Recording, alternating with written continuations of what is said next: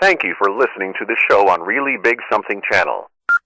October 26th, 2017. The Kuhner Report, presented by Kelly Financial Services. My friends, the shoe is about to drop. That's right.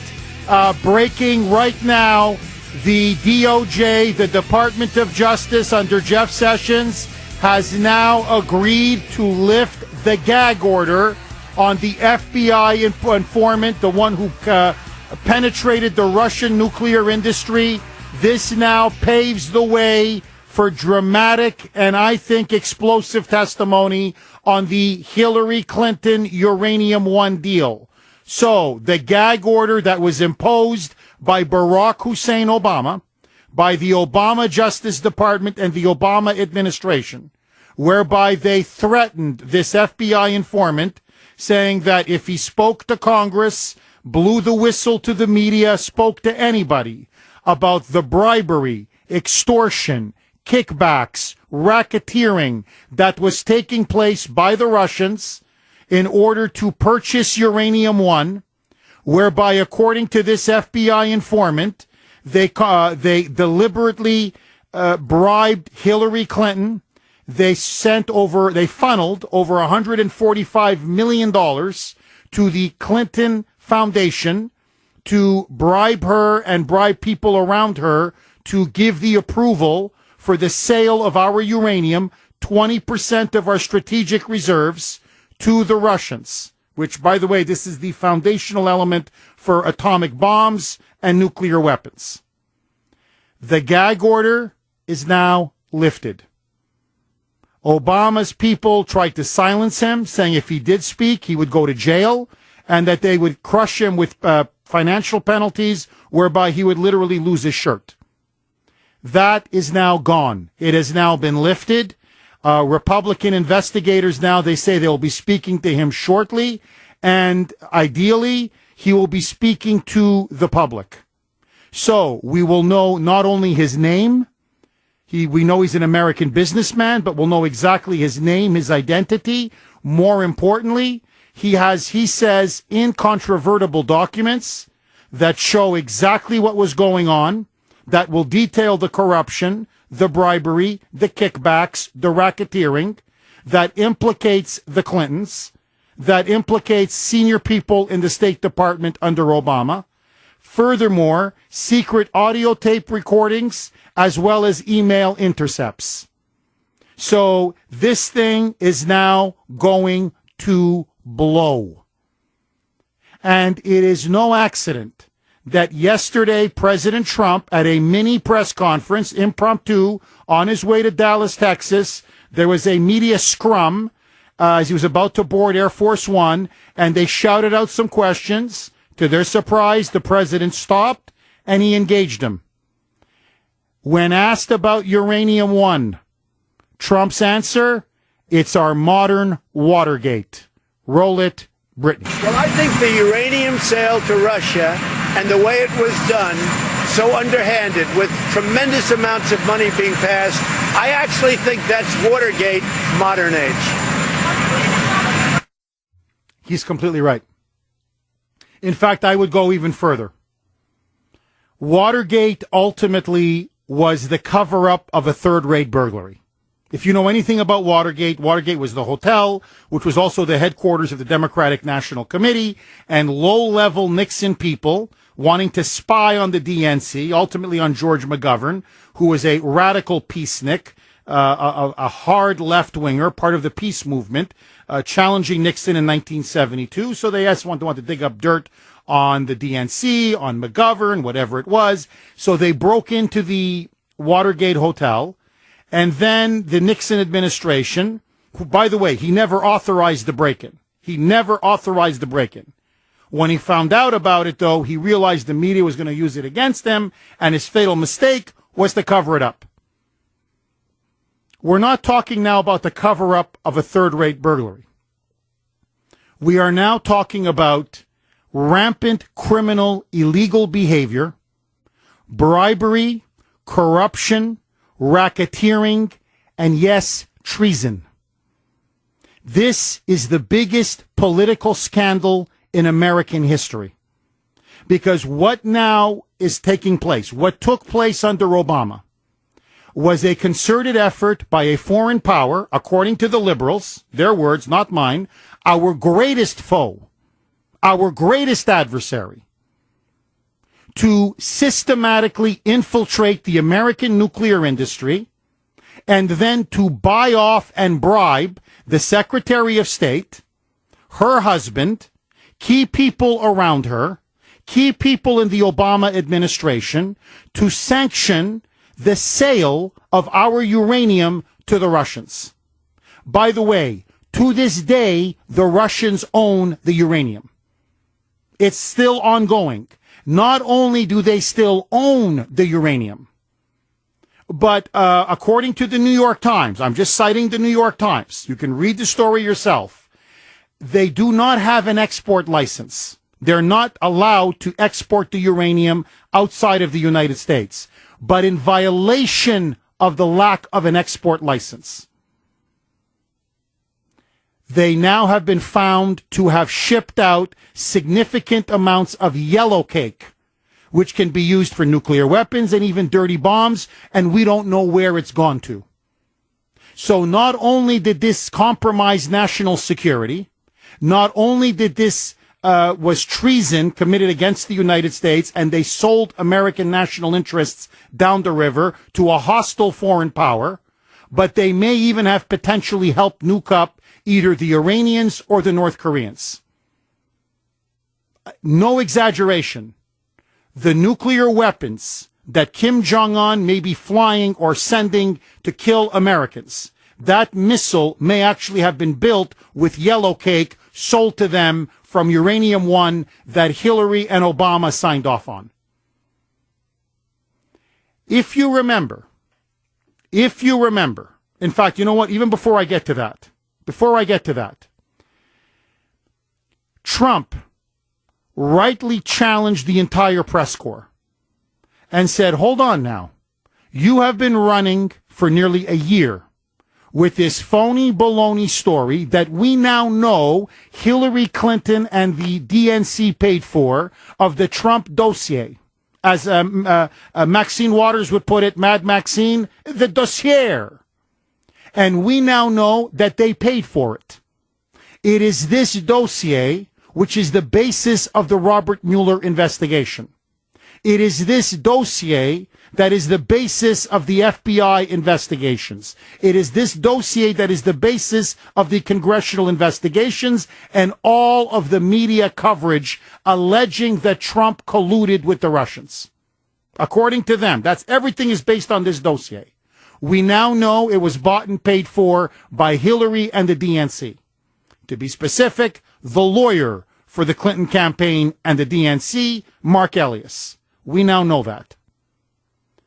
So the real story is that now the narrative has literally flipped 180 degrees. It's flipped. It's no longer Trump colluded with Putin and the Kremlin. It's now obvious that Hillary and the Democrats colluded with Trump and the Kremlin. And Trump, to his credit, called them all out, saying, yes, there was collusion, but not between me and Putin. It was between Hillary, the Democrats, and Putin. Roll it, Britain. Not that I know of, no. And I have to say, the whole Russian thing is what it's turned out to be. This was the Democrats coming up with an excuse for losing an election.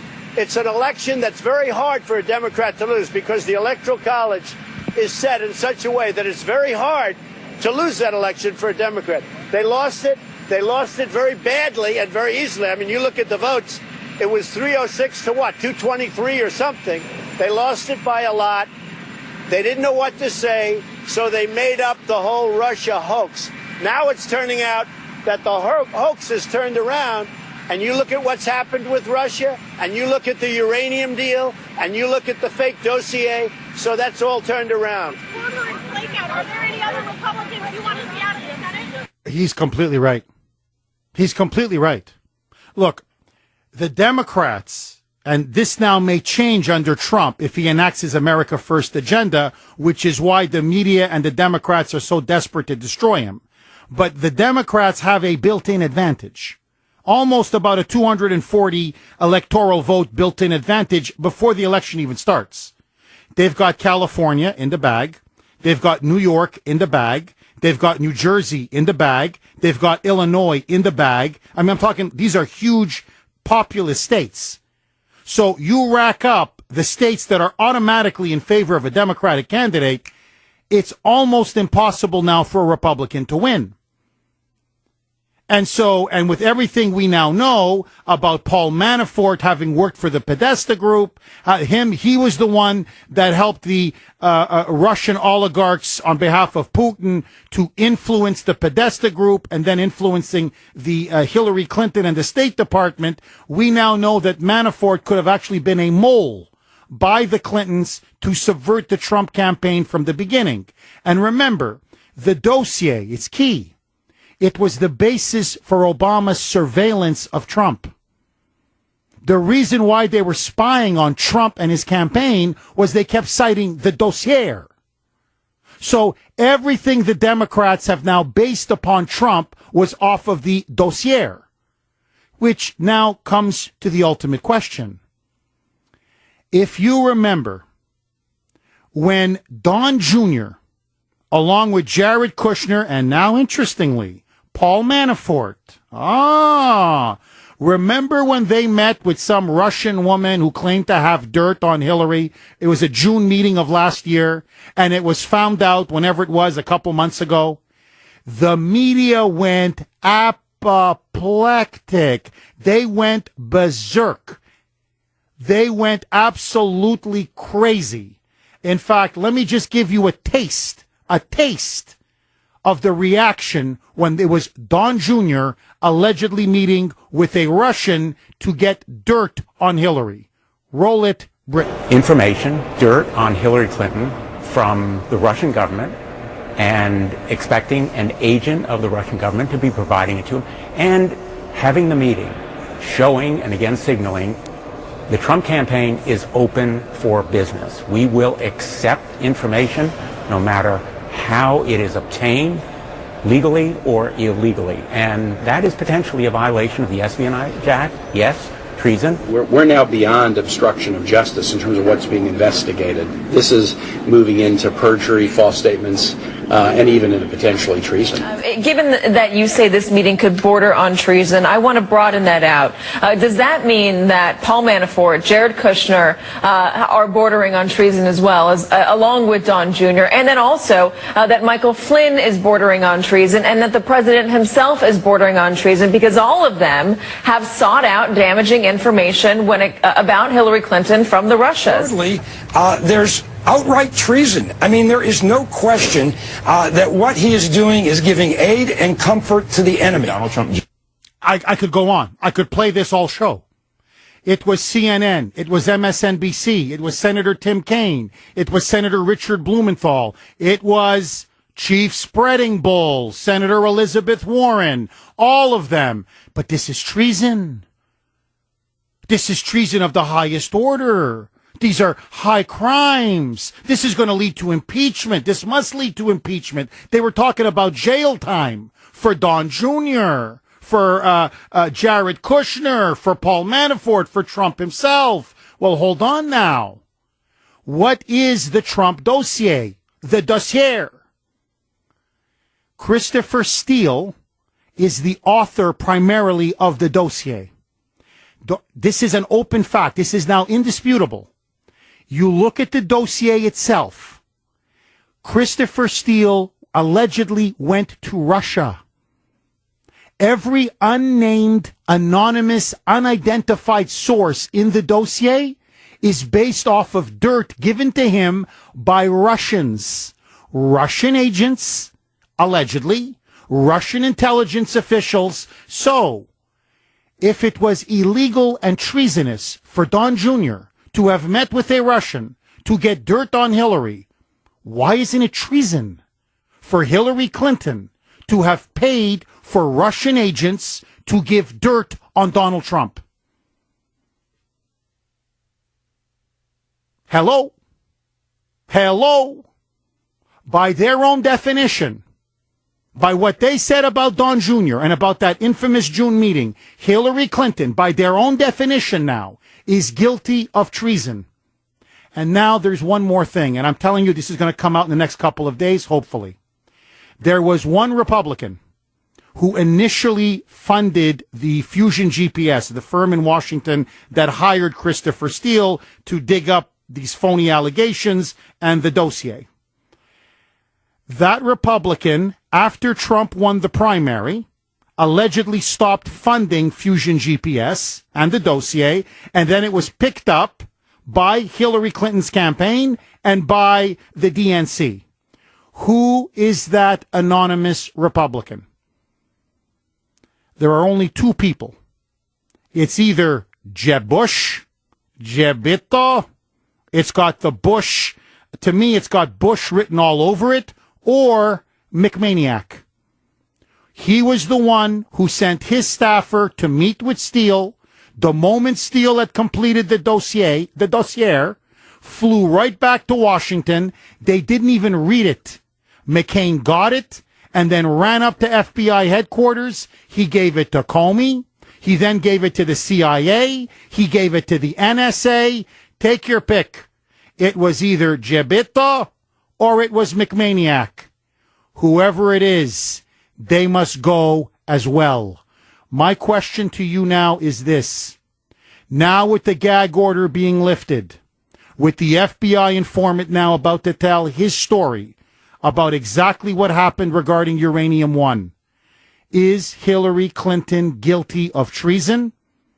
And will she now finally go to prison? And who do you think the Republican is? 617-266-6868. Your calls next. Trump Jr., what he did was a threat to our democracy and borderline treason. Is the facts reported in the New York Times article come very close, if not crossing the line, with respect to treason. We've got to start being outraged. This is the scariest thing I've seen in my life in politics. Now, what's this mean legally in terms of the Constitution and high crimes and misdemeanors? Well, legally, this is a smoking cannon. First of all, you've got violations of the federal campaign laws. I think what we're learning with the Trump Jr. meeting is when you meet with any Russians, you're meeting with Russian intelligence. 1227 here on the great WRKO. Now, remember, these were powerful Democrats, leading members of the mainstream media. This is what they said after revelations came out that Don Jr. met with a Russian woman who said she had some dirt on Hillary Clinton. You remember that? That infamous meeting? It was treason, high crimes and misdemeanor, prison time, jail time. It's not a smoking gun, it's a smoking cannon. Okay. Hillary Clinton's campaign and the DNC paid for the dossier that all it did was compile dirt by Russian agents to smear Trump with. So, by their definition, by their own twisted logic, then if it was treason for Don Jr. and impeachable for Donald Trump and jail time for all of them, why isn't it treasonous on the part of Hillary? Why isn't it time for her to go to prison? By their logic alone, Hillary Clinton belongs behind bars. And now the gag order has been lifted on the FBI informant. He will now be telling us the truth and nothing but the truth. If I were Hillary Clinton, I think it's time to find a country where there's no extradition treaty, because she could be in big trouble. Arthur in Chestnut Hill. Go ahead, Arthur. Jeff, one thing always bothered me when Obama turned around and dismissed those 57 diplomats from this country like he was doing something decisive, where I said, Jesus, that's not like this guy. And now maybe it's possible that those 57 diplomats had a lot to do with this, and he wanted to get them out of the country, back to Russia, where we couldn't do anything to them. Arthur, look, I got it, and thank you for that call, Arthur. Look, everything now begins to make more sense. When you now realize that they had bought Hillary Clinton, lock, stock, and barrel, and that Eric Holder and Loretta Lynch were covering up for the Uranium One sale, and that Obama clearly was how implicated. We're going to find out exactly how over the next coming days and weeks. Everything now, all the pieces begin to, they all make sense. 617-266-6868. Paul Ryan. I'll continue to take your calls. Paul Ryan has been exposed. His secret plan to give amnesty to DACA beneficiaries. You're not going to believe this one. But first, there is breaking news on the House passing the budget. Let's take it to Evan Heidenrich in the newsroom. 1236 here on the great WRKO, 617-266-6868. The lines are blazing. We're going to get to them, I promise, in just a second. However, I would be remiss if I did not mention this very important story to all of you. So, as you know, there is a big push going on by establishment Republicans and Democrats to grant amnesty to the beneficiaries of DACA, Deferred Action for Childhood Arrivals. Essentially, the children, people who came into this country illegally while they were younger, brought in by their parents. There are at least 800,000 of them that are now going to be eligible for amnesty. President Trump has said repeatedly he's willing to do some kind of a deal, but it has to include funding for the border wall, E-Verify, serious restrictions on legal immigration. In other words, it has to be part of a total package that really starts to secure our border and crack down on sanctuary cities. Paul Ryan announced in a meeting just a couple days ago to the Republican Study Committee that he has a secret amnesty plan. His secret, Jeff, what's Rhino Ryan's secret amnesty plan?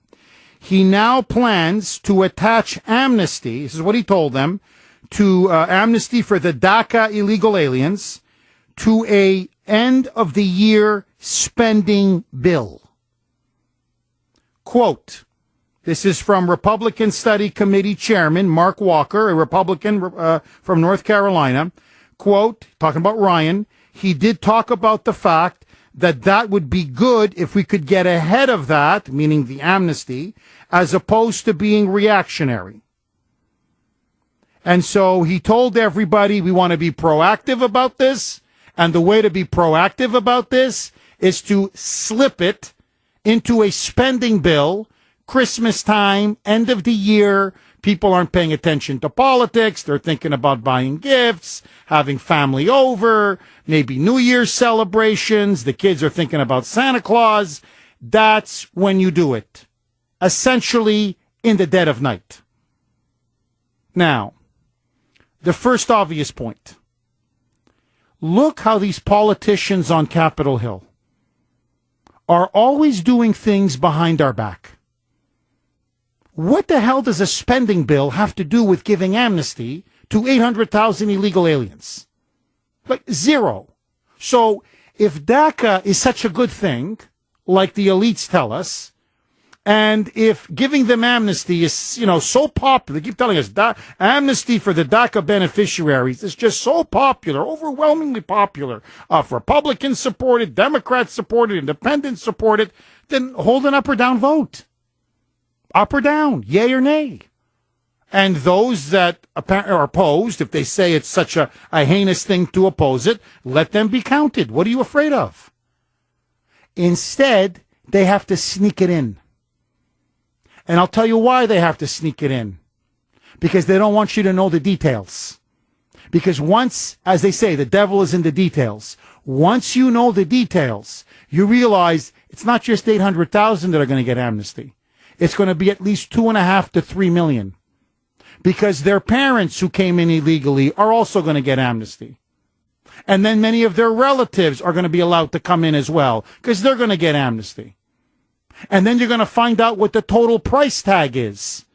And once you realize it's going to cost us over $115 billion, all of a sudden then it's no longer about the children. And then they would lose that vote. So instead, they want to sneak it in. And what's really disgusting about this, and I want to give a really big hat tip to Breitbart, because they've been extremely good on this story, is Ryan is even pushing this, even though there is now growing evidence that many of these DACA illegals, there was no background check on any of them. Many of them are murderers and killers. Just less than a month ago, okay, this is the children that they keep telling us about. A DACA recipient, Daniel De Jesus Rangel Scherer, 19 years of age. Okay, he's one of these 800,000 illegal aliens shielded by DACA, prevented from deportation. He's even given a work permit. Confessed that he took an 18-year-old girl, Diana Martinez Gonzalez, because he says that she was spreading rumors about him, false rumors about him, took her to the woods, and then shot and killed her. He didn't just murder her, he also brought another girl that he wanted to murder as well. And by the grace of God, she managed to escape. According to the police in the town of Easley, South Carolina, Scherer admitted, he confessed that he did kill her and he did murder her because she happened to be spreading rumors about him. You don't like that one, Jeff? Okay, there's going to be one bad one. Okay, how about this one? In another one, Laura Wilkerson, an angel mom, lost her son, Josh, because another illegal alien that DACA shielded from deportation, he did, beat to death her son with a crowbar repeatedly and then set his body on fire. Okay, you don't like that one. Here's another one. Cynthia Garcia Cisneros, an illegal alien protected, another one by DACA from deportation, was driving in a car. She was convicted of 2 counts of felony hit and run. There were 2 Oregon stepsisters, Anna Dieter Eckert and Abigail Robinson. She plowed them with her car. They were playing on the streets. She came and just plowed them both with her car in a hit and run. There are at least 2,100 convicted criminals or gangbangers that are part of these so-called dreamers. Thousands more are now been convicted of murder, rape, hit and run. And these people are telling us we need to give them all a blanket amnesty? No way. No way. But notice, when it comes to appeasing their donors, look how fast they move. But when it comes to prosecuting Hillary Clinton, when it comes to finding out the truth about Uranium One, where's Ryan O'Ryan? Where's Mitch the Squish McConnell? If it wasn't for Jeff Sessions and President Trump having the gag order lifted on this FBI informant, we never would have heard and never would hear from this FBI informant. The swamp needs to be drained, and it starts with the Republican leadership. 617-266-6868. Okay, lines are loaded. Bruce in Woburn. Go ahead, Bruce. No howling, just clapping. Hillary, everybody thought that she was going to get in, and she thought this was all going to get swept under the rug, Jeff. This was never, ever going to come out. They were going to keep going with the Trump collusion thing. I'm just hoping that this FBI informant dude doesn't get dead, like they don't put a hit on him before he starts to open up his mouth. And all the people that are involved, it's like opening Pandora's box, Jeff. This is the best Thursday I've had in a long time, even though it's raining. Bruce, look, I got to tell you, this is huge. This news now that the gag order's been lifted is sending reverberations, shockwaves across Washington. the mainstream media, they don't know what to do now. I mean, do you cover it up? If you cover it up, you're going to lose whatever shred of credibility you have left, because when this guy blows the whistle, you aren't covering the biggest story of our time. So what do? Do you cover it up, or do you report on it? Like, they don't know how to deal with this right now. They really don't. They're having meetings all across Washington and New York in newsrooms. What do we do now? Because the whole narrative that they have been pushing is going to blow up in their faces. It's already blowing up, but it's going to really detonate. Now, what I find incredible is this. Okay, I want you to think about this. What I find absolutely incredible is that now we know Hillary's involvement, and now we're going to get the proof, and it's going to be overwhelming. Okay, we know that. Notice what Hillary did. We know that she and her people paid for the dossier. So what they did was, in many ways, they accused Trump of the very crimes that they're guilty of. Who colluded with Putin and the Kremlin? She did. Who was on the take from the Russians? She was. Who was the one that gave the store to the Russians? She did. So who could blackmail her? Putin. So everything, remember, the heart of the dossier is they have all this incriminating evidence on Trump. And I'm not just talking about the golden showers and the peeing on the bed and the prostitutes. No, business deals, money, secret bank accounts, everything. And they could use this to blackmail Trump. And they could use this to buy national security and buy up American interests. Everything that the dossier alleges is exactly what Hillary Clinton did. You want to talk about classic transference? This is it. Anne-Marie on the South Shore. Go ahead, Anne-Marie. Hi, Jeff. I hope you give me just a few minutes, because I'll tell you something. I came up with an idea for your show.